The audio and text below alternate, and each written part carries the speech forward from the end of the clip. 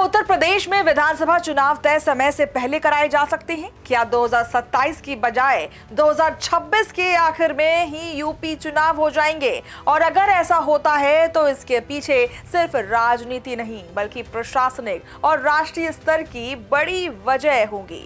आइए समझते हैं कि पूरी जानकारी क्या है, पूरी कहानी क्या है। नमस्कार, मैं हूं आपके साथ मनीषा सिंह और आप देख रहे हैं प्राइम न्यूज का डिजिटल प्लेटफॉर्म। उत्तर प्रदेश की राजनीति में इन दिनों एक बड़ी चर्चा चल रही है। सूत्रों के हवाले से खबर आ रही है कि यूपी विधानसभा चुनाव जो सामान्य तौर पर फरवरी-मार्च 2027 में होने हैं, उन्हें दिसंबर 2026 या जनवरी 2027 में कराया जा सकता है। हालांकि अभी तक चुनाव आयोग की तरफ से कोई आधिकारिक घोषणा नहीं हुई है, लेकिन राजनीतिक दलों और प्रशासनिक हलकों में इस संभावना को गंभीरता से देखा जा रहा है। आपको हम ये भी बता दें, सबसे बड़ी वजह जो बताई जा रही है वो है राष्ट्रीय जनगणना। जानकारी के मुताबिक फरवरी 2027 में देशव्यापी जनगणना का दूसरा चरण शुरू हो सकता है। जनगणना सिर्फ आंकड़े जुटाने की प्रक्रिया नहीं होती है, बल्कि इसमें लाखों सरकारी कर्मचारी, शिक्षक और प्रशासनिक अधिकारी लगाए जाते हैं। अकेले उत्तर प्रदेश में करीब 5.5 लाख कर्मचारियों की जरूरत पड़ सकती है। यही कर्मचारी चुनावी ड्यूटी में भी लाए जाते हैं। ऐसे में सवाल उठता है कि क्या सरकार और प्रशासन एक ही समय पर दो इतने बड़े राष्ट्रीय कार्यों को संभाल पाएंगे? शायद यही वजह है कि चुनाव पहले कराने का विकल्प गंभीरता से विचाराधीन बताया जा रहा है। दूसरा बड़ा कारण है उत्तराखंड में होने वाला अर्ध कुंभ मेला। हरिद्वार में 14 जनवरी 2027 से अर्ध कुंभ शुरू होने वाला है, जो अप्रैल तक चलेगा। और ये सिर्फ उत्तराखंड का आयोजन नहीं होता, बल्कि इसका प्रभाव पूरे उत्तर भारत, खास करके उत्तर प्रदेश पर पड़ता है।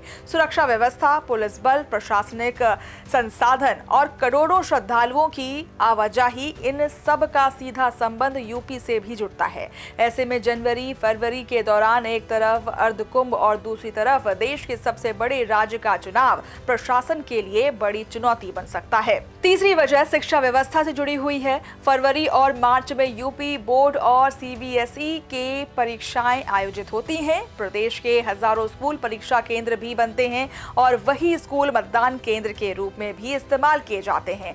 बड़ी संख्या में शिक्षकों की चुनावी ड्यूटी लगती है और ऐसे में चुनाव और बोर्ड परीक्षाओं का टकराव छात्रों, अभिभावकों और प्रशासन तीनों के लिए परेशानी पैदा कर सकता है। चौथा पहलू मौसम का है। पिछले कुछ चुनावों में देखा गया है कि बढ़ती गर्मी ने मतदान प्रतिशत को प्रभावित किया है। मार्च के बाद उत्तर प्रदेश के कई हिस्सों में तापमान तेजी से बढ़ता है और इसके मुकाबले दिसंबर और जनवरी का मौसम चुनाव प्रचार और रैलियों और मतदान के लिए अधिक अनुकूल माना जाता है। इसलिए मौसम भी एक महत्वपूर्ण कारक बनकर के सामने आ रहा है। अब बात राजनीति की भी कर लेते हैं। दिलचस्प बात तो ये है कि सिर्फ सत्तारूढ़ भाजपा ही नहीं बल्कि समाजवादी पार्टी, कांग्रेस, बसपा और अन्य दल भी अपनी संगठनात्मक गतिविधियों को तेज कर रहे हैं। सूत्र बताते हैं कि कई दलों ने संभावित उम्मीदवारों, बूथ प्रबंधन और संगठन विस्तार पर काम शुरू कर दिया है। यानी भले ही आधिकारिक घोषणा ना हुई हो, लेकिन राजनीतिक दल इस संभावना को नजरअंदाज नहीं कर रही हैं। हालांकि यहाँ एक महत्वपूर्ण तथ्य समझना जरूरी है। अभी तक चुनाव आयोग ने समय से पहले चुनाव कराने को लेकर के कोई आधिकारिक संकेत नहीं दिए हैं।